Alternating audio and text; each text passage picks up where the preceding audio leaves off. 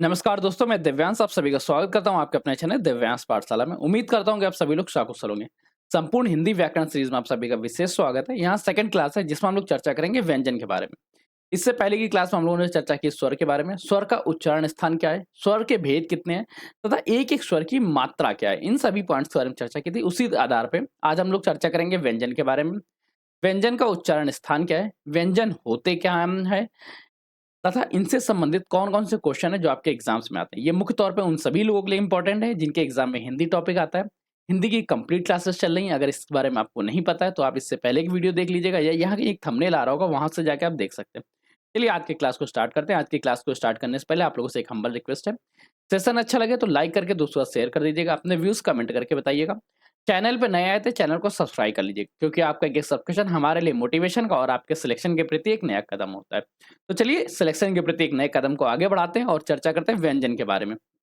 अच्छा, जब कभी आप कभी व्यंजन के बारे में चर्चा की जाए तो आपके मन में एक क्वेश्चन उत्पन्न होना चाहिए, व्यंजन है क्या?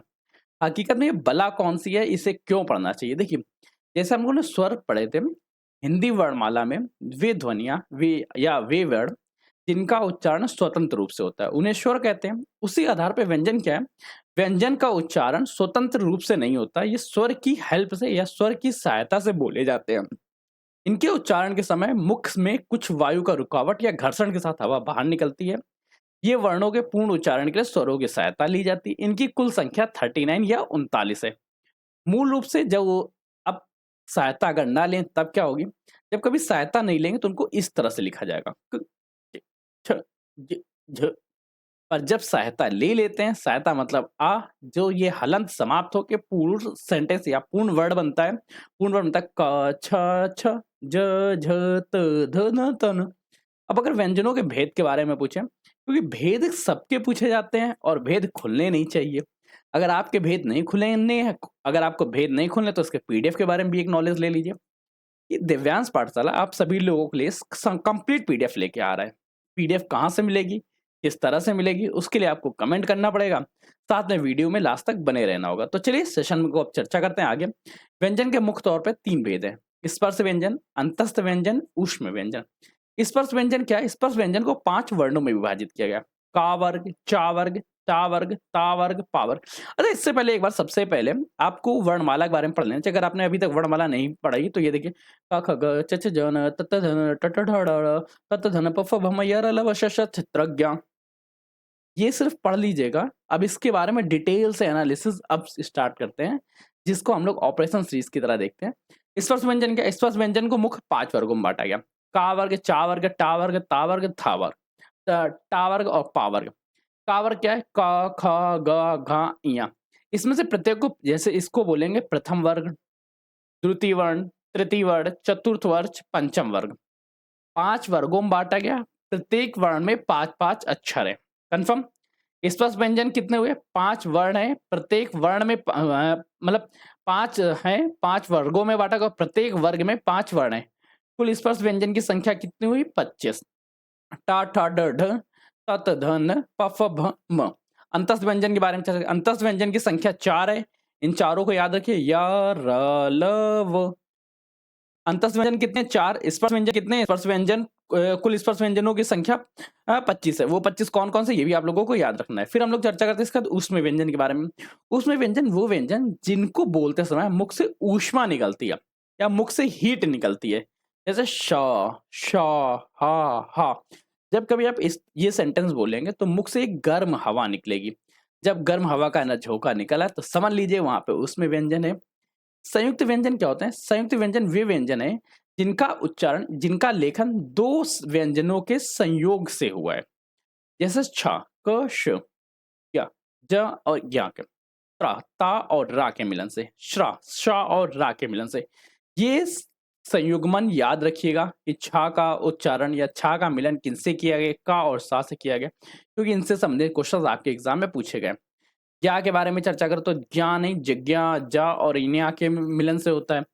त्रा के बारे में चर्चा करें तो त और रा इसके मिलन से होता है।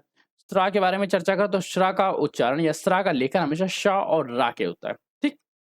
अब इन उच्चारण के साथ चर्चा करते हैं व्यंजन के बारे में। का वर्ग में कौन से थे? का, ख, ग, घ, ञ। चा वर्ग में चा, छ, ज, झ, ञ। टा वर्ग में टा, ठ, ड, ण। ता वर्ग में त, त, ध, न, पा वर्ग में प, फ, भ, म, ये 2 नुक्ता होते हैं न और न। ठीक, फिर हम लोग चर्चा करते हैं इसका अंतस्थ व्यंजन य, र, ल, व, ऊष्म व्यंजन स, श, श, ह, संयुक्त व्यंजन श, श, छत्रा गया, आगत वर्ण है आ, ज, फ। ये चीज़ें याद करने लायक नहीं होती हैं। अब अगर बिना स्वर के लिखा जाएगा तो नीचे हलंत का प्रयोग किया जाएगा, अगर स्वर के साथ लिखा जाएगा, स्वर के साथ लिखा जाएगा तो हलंत का प्रयोग नहीं किया जाएगा। हलंत क्या है? हलंत यह दर्शाता है कि उस उपयुक्त व्यंजन में स्वर का प्रयोग नहीं किया गया। जब कभी स्वर का प्रयोग नहीं किया जाएगा तो वहाँ पे हलंत का प्रयोग किया जाएगा। अब अगर व्यंजनों के बारे में चर्चा करें, व्यंजनों को मुख्य रूप से 2 भागों में बाँटा जाता है या 2 आधार पे चर्चा करते हैं। एक उच्चारण के आधार पे, एक प्रयत्न के आधार पे। उच्चारण के आधार पे क्या होता है? उच्चारण के आधार पे वे स्वर्ण या वे व्यंजन जिनका उच्चारण कंठ से किया जाता है, उनका उच्चारण स्थान क्या रहेगा? कंठ। कंठ से कौन-कौन से के उच्चारण किया जाता है? का वर्ग पूरा का पूरा उच्चारण स्थान होता है इनका का से। का वर्ग के साथ इसमें हा शब्द और लगता है, हा वर्ण और जोड़ा जाता है, जिसका उच्चारण कंठ से किया जाता है। का, खा, गा, घा और हा। तालव के बारे में क्या करें? जिनका उच्चारण तालु से होता है। चा, छा, जा, झा, या चा वर्ग के साथ या और सा को और जोड़ा जाता है। ठीक? मूर्धन के बारे में चर्चा करें, जिन वर्णों का उच्चारण मूर्धा से होता है उनका उच्चारण स्थान मूर्धन होता है, जैसे टा, ठा, डा, ढा, इया। ठीक है, इसके बाद णा और धा। दंत के बारे में चर्चा करें, जिन वर्णों को उच्चारण के समय जीभ दांतों को स्पर्श करती है, उन वर्णों को या उन व्यंजनों को दंत व्यंजन कहते हैं। जब हम लोगों ने स्वरों के बारे में पढ़ा था, स्वरों में भी दंत होते हैं, जिनका उच्चारण दांतों से किया जाएगा, जिनके उच्चारण के समय मुख दांतों को स्पर्श करती है। जैसे ता वर्ग, ता, था, दा, धा, ना। हिंदी की सबसे अच्छी खासियत ये है, अगर आप कभी भूल जाएँ, तो भूलने के बाद आपको करना क्या है, उस वर्ण का उच्चारण सही से 2-3 बार करना है, आपको खुद पता चल जाएगा। जैसे तालव है, आप मुख में तालु की स्थिति देखिए, चा, छा, जा, झा, इया। आप अगर अपनी जीभ पे पूर्णतः कंट्रोल करें और तालु को बिना छुए चा बोलने की कोशिश करें, तो वो शब्द निकलेगा ही नहीं। जैसे हम लोग हारमोनियम बजाते हैं, एक सिंगल की पे सिंगल लेटर डिनोट होता है, उसी तरह से हमारा कंप्लीट मुंह एक हारमोनियम की भांति ही हर लेटर को सेम जगह से नहीं उच्चारण करता है। अब वत्सर के बारे में, जो दांतों का मूल स्थान है, वहां से जिन वर्णों का उच्चारण होता है उन्हें वत्सर कहते हैं। जैसे जा, झा, रा, ला। ओष्ठ के बारे में चर्चा करें, जिनका उच्चारण करते समय हमारी जीभ ओठों को स्पर्श करती है, पा, फा, बा, भा, मा। तो इस समय जब आप पा का उच्चारण करेंगे तो थोड़े से अंदर जाएंगे और जीभ को स्पर्श करने की कोशिश करें। दंतोष्ठ, जो दंत और ओष्ठ दोनों से उच्चारण होता है, वा और वा। उच्चारण प्रयत्न के आधार पर चर्चा करते हैं, तो श्वास की मात्रा के आधार पे, स्वर तंत्रियों के आधार पे, साथ में जीभ के आधार पे, जैसे अल्प प्राण और महाप्राण। अल्प प्राण क्या है? देखिए, नाम से आपको कंफर्म होगा, जिन वर्णों का उच्चारण के समय अल्प प्राण या कम वायु निकले, उन्हें हम लोग प्राण व्यंजन कहते हैं। अल्प प्राण व्यंजन में प्रत्येक वर्ण का पहला, तीसरा और पांचवा वर्ण विद्यमान होता है, साथ में या, रा, ला और वा। ठीक, यार अलावा क्या है? अंतस्थ व्यंजन है। अंतस्थ व्यंजन के साथ 1, 3 और 5। अब 1, 3, 5 वर्ड कैसे आइडेंटिफाई करेंगे? आपने अभी पढ़ा था का, खा, गा, घा, इया। तो इसका पहला वर्ण क्या है? का। तीसरा वर्ण क्या है? गा। पांचवा वर्ण क्या है? इया। का वर्ग कंफर्म हो गया। का, गा, इया। चा, झा, एण, टा, ड़ा, ण, त, ध, न, पा, ब, भ, प, भ, म, प, भ, म। ठीक, कंफर्म। अल्प प्राण वर्ग क्या है? जिनके उच्चारण में मुख से कम वायु निकलती है। इनकी संख्या क्या है? प्रथम वर्ग के, आप जब कभी स्पर्श व्यंजन में चर्चा करें तो स्पर्श व्यंजन के प्रथम वर्ण, तृतीय वर्ण, पंचम वर्ग, इनके साथ या, रा, ला और वा, इनको अल्पप्राण इनको अल्पप्राण कहते हैं और तथा इनको अल्पप्राण की श्रेणी में रखते हैं। महाप्राण के बारे में चर्चा करें, महाप्राण जिन वर्णों के उच्चारण के समय मुख से अत्यधिक ध्वनि निकलती है, अत्यधिक श्वास निकलती है, उन्हें हम लोग महाप्राण व्यंजन कहते हैं। महाप्राण व्यंजन क्या है? 2, 4, 7 में साशा, मतलब प्रत्येक वर्ण का द्वितीय वर्ण व चतुर्थ वर्ण, सॉरी मैं र और पा लिख रहा हूँ, ठीक है।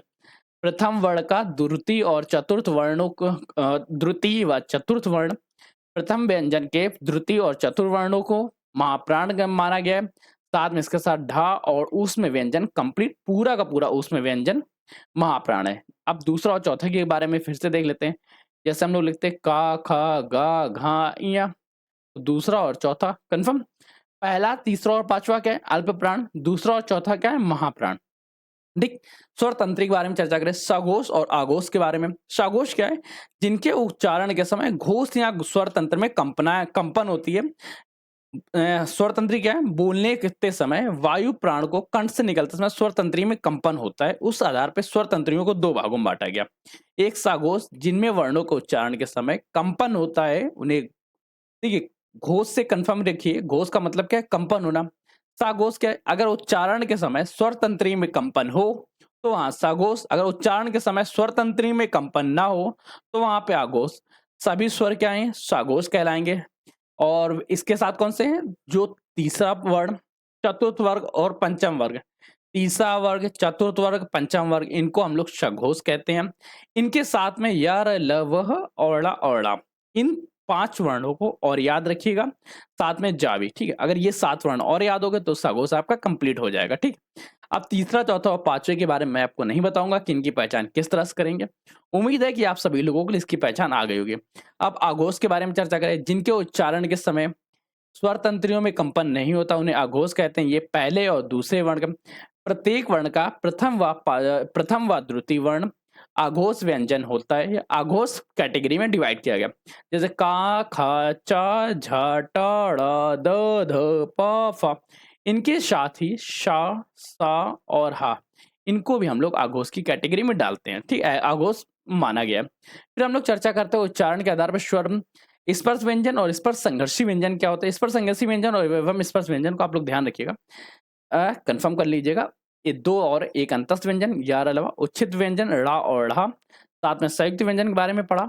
उम्मीद है कि आप लोगों को ये क्लास अच्छी लगी होगी, जहां हम लोगों ने चर्चा की कि वर्णों को किस आधार पर डिवाइड किया गया, व्यंजनों को किस आधार पर डिवाइड किया गया। अगर आप इसकी पीडीएफ चाहते हैं तो पीडीएफ के लिए आपको कमेंट करना है।